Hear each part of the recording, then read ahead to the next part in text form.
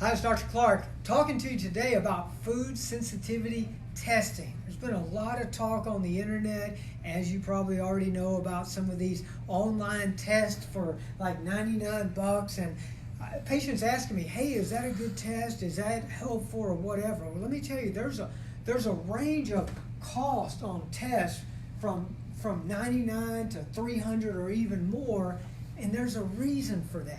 All right, but the question I got to ask you is, what is the most effective or cost-effective form of healthcare or form of testing?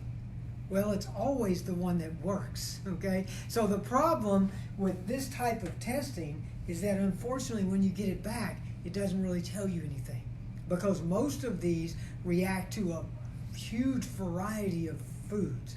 And all that basically confirms is something that you probably already know and that I probably already know, and that is that you have a leaky gut.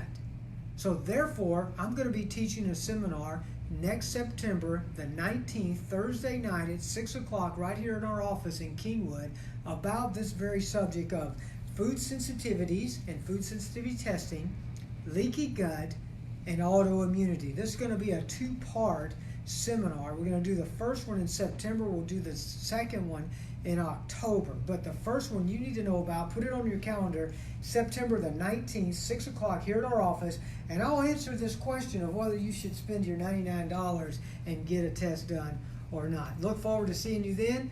Until then, God bless and live life well.